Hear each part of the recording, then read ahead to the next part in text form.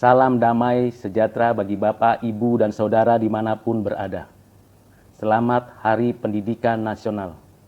Kiranya semakin maju rakyat kita karena semakin banyak yang terdidik. Di dalam Amsal pasal 1 ayat 1 sampai dengan 7 dinyatakan demikian. Amsal Salomo bin Daud Raja Israel, untuk mengetahui hikmat dan didikan, untuk mengerti kata-kata yang bermakna, untuk menerima didikan yang menjadikan pandai, serta kebenaran, keadilan, dan kejujuran, untuk memberikan kecerdasan kepada orang yang tak berpengalaman, dan pengetahuan serta kebijaksanaan kepada orang muda. Baiklah orang bijak mendengar dan menambah ilmu, dan baiklah orang yang berpengertian memperoleh bahan pertimbangan, untuk mengerti amsal dan ibarat, perkataan dan teka-teki orang bijak. Takut akan Tuhan adalah permulaan pengetahuan, tetapi orang bodoh menghina hikmat dan didikan. Kita sebagai makhluk ciptaan pribadi yang memiliki akal budi, di mana kita dimampukan untuk menganalisa, mengamati, dan memanfaatkan apa yang sudah ada di dalam alam semesta ini, di bumi ini, dalam kehidupan kita sehari-hari. Kita belajar tentang hidup ini dari rumah, dari sekolah, dari perguruan tinggi, di dalam masyarakat kita, yang plural maupun yang homogen. Kita tahu bahwa Tuhan meletakkan kebenaran-kebenarannya di alam ini. Dan oleh karena pekerjaan dan karya Roh Kudus, setiap orang diberikan kapasitas iluminasi untuk menangkap, menemukan, dan memahami kebenaran-kebenaran Allah tersebut.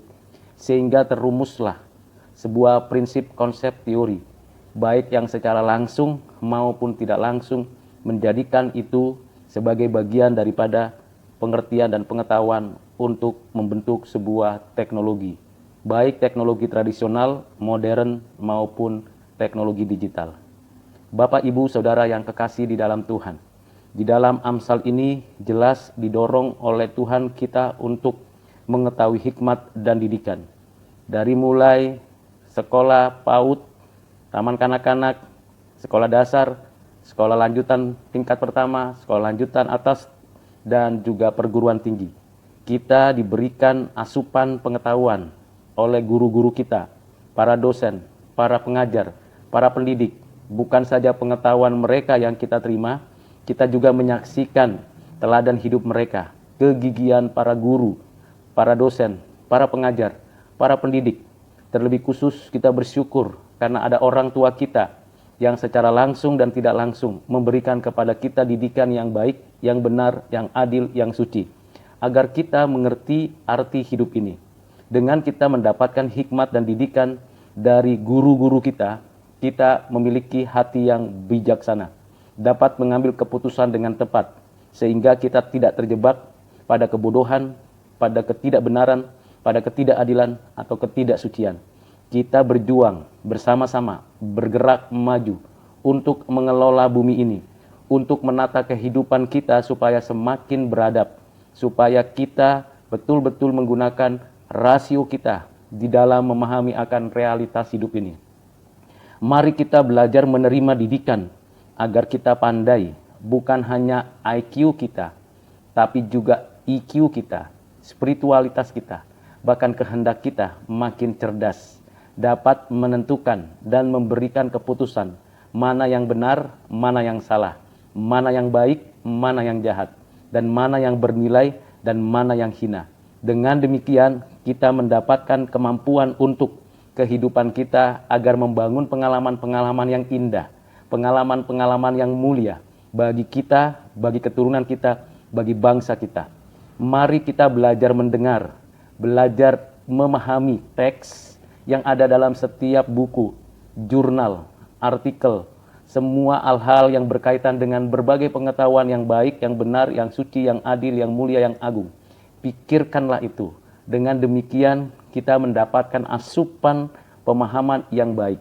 Namun kata kunci dari keseluruhan itu ialah takut akan Tuhan. Karena itu, Bapak, Ibu, dan Saudara, mari kita mendidik diri, mendidik keturunan kita, keluarga kita, teman-teman kita, siapapun di antara kita. Mari kita mendidiknya di dalam takut akan Tuhan. Apa artinya takut akan Tuhan? Artinya kita sungguh-sungguh memahami, menyadari, dan mengenal Tuhan. Tuhan yang memberi hidup dan kehidupan, yang memberikan pencerahan dan pengertian, yang mendorong dan menuntun kita untuk menemukan, mendapatkan, menikmati segala kebenarannya. Takut akan Tuhan berarti kita makin hormat akan Tuhan dan kebenaran yang dinyatakannya. Kita menghargai para profesor, para dosen, para guru, tenaga pendidik, para pengajar, dimanapun berada. Kita harus sungguh-sungguh memberi rasa hormat, karena melalui mereka lah kita mendapatkan banyak sekali pengetahuan, pengalaman, dan keterampilan. Dan itu tentunya bukan hanya berguna untuk kita mendapatkan uang, jabatan, tidak demikian, tapi untuk peradaban ini, untuk kesejahteraan rakyat. Kalau kita memiliki pengetahuan yang tinggi, pengalaman yang cukup, keterampilan yang sangat spesial, kita haruslah berbagi, melakukannya itu dengan baik, dengan sikap tindakan yang rendah hati. Kita tahu bahwa di sanalah kita mewujudkan arti takut akan Tuhan. Bapak Ibu Saudara yang kekasih di dalam Kristus, saya mengenal satu pribadi yang menjadi pedoman, menjadi pembimbing saya, yang memberikan arah kepada saya untuk kita belajar mengenal guru yang rendah hati. Siapakah guru yang rendah hati itu? Yesus Kristus. Dia pribadi yang manusiawi, yang nyata di dalam sejarah, anak Allah yang inkarnasi, menjadi manusia, hidup di antara sesama manusia. Sejak masih kecil, dia belajar, dilatih, dibimbing, tidak malas, tekun, mengikuti semua proses pembelajaran, baik di rumah maupun di sinagoga. Dibimbing, diarahkan, dilatih oleh para ahli, baik di sinagoga, di dalam masyarakatnya, maupun juga di dalam keluarga Yusuf dan Maria. Yesus Kristus, pemilik jagat raya ini, yang maha tahu, dengan rendah hati, mau belajar di bawah manusia, dibimbing, diarahkan, bahkan diuji, dinyatakan dia menjadi anak Taurat ketika umur 12 tahun, dibawa oleh ibunya dan ayahnya untuk diuji pengetahuan, pengalamannya tentang hukum Taurat, tentang firman, tentang kehidupan ini, tentang segala sesuatu yang ada. Dan bahkan dia memberikan tanya jawab yang sangat baik, sangat mengherankan para profesor di tempat di mana dia diuji di Bait Allah. Selain itu, dia terus menempa pengertian dan pengetahuannya ada di dalam keluarga Yusuf dan Maria, berkarya di rumahnya, mengingat semua pesan, teladan, kehidupan Yusuf dan Maria. Dan pada usia 30, mulailah dia mengajar murid-muridnya, memanggil, memilih, menentukan siapa yang layak menjadi murid.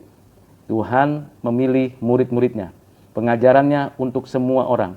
Dengan berbagai perumpamaan, dia menjelaskan tentang kebenaran, kerajaan Allah. Dengan berbagai contoh dalam hidupnya, bahkan dia memberikan contoh-contoh yang berkaitan dengan kesehari-harian, bahkan yang bisa membuat orang terheran-heran. Seorang guru yang mau mencuci kaki murid-muridnya. Seorang guru yang mau menolong keluarga dari murid-muridnya. Seorang guru yang tidak diskriminatif.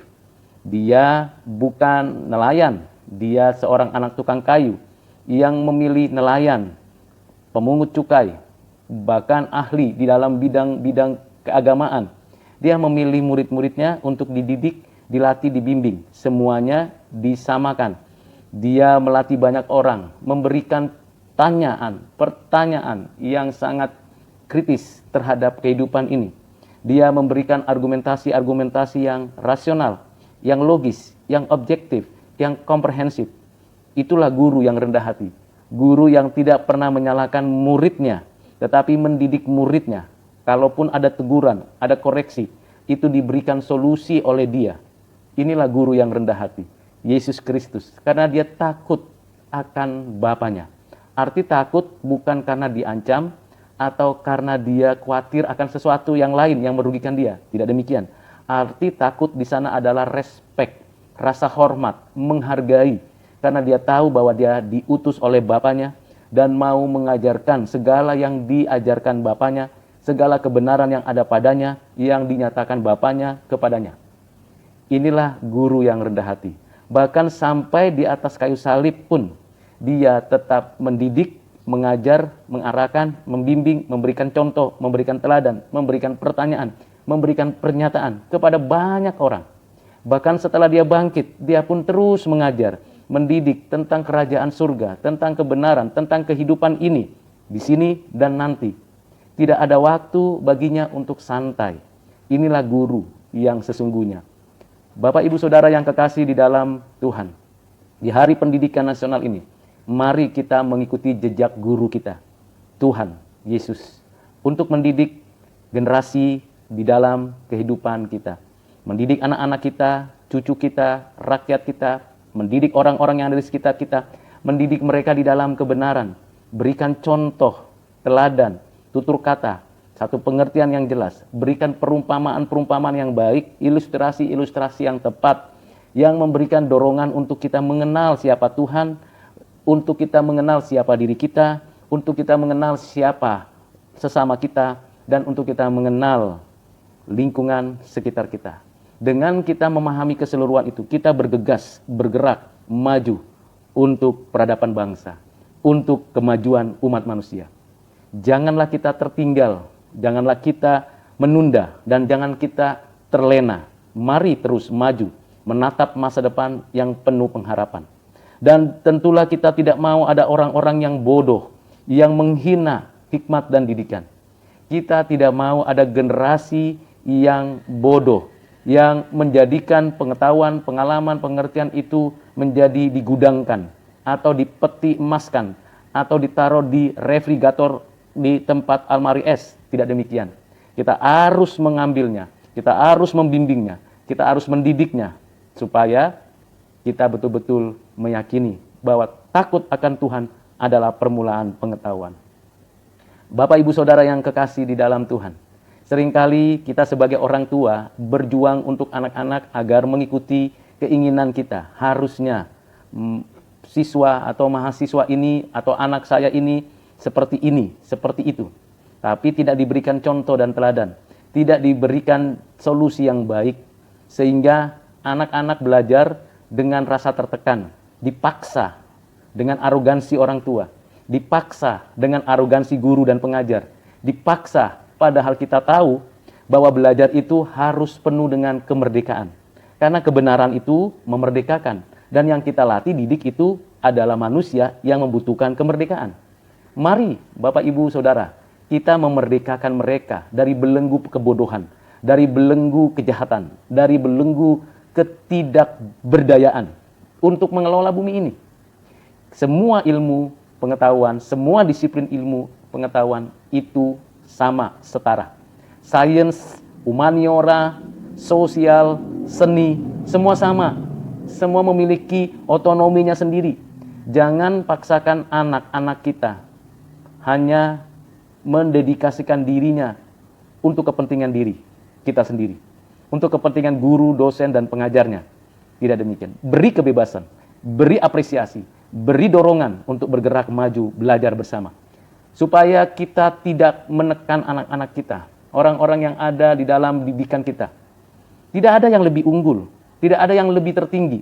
Semua sama, ilmu pengetahuan itu sama penting, sama bergunanya. Apakah dia saintis, apakah dia humanioris, apakah dia orang yang ahli dalam bidang sosial atau dalam bidang seni. Semuanya memiliki kualitas dan kuantitas yang sama di hadapan Tuhan. Karena mereka semua, kita semua belajar tentang hal itu semua masing-masing dari Tuhan. Tuhan yang memberikan kebenaran, Tuhan yang memberikan hikmat, Tuhan yang memberikan pengertian itu kepada kita. Jadi, jangan sombong dan arogan, karena engkau sebagai pelajar atau dosen atau guru di bidang tertentu dari satu mata kuliah tertentu. Jangan sombong, arogan, dan angkuh bahwa apa yang kita ajarkan itu hanya sebagian dari beribu-ribu, berjuta-juta kebenaran yang ada di alam ini. Kita belum menemukan semuanya. Profesor, saya hargai. Para dosen, saya hormati. Para guru, saya sayangi. Para pelajar, saya apresiasi. Dan ketahuilah seluruhnya itu adalah bagian daripada proses belajar. Kita memberi untuk mendapatkan sesuatu yang bernilai.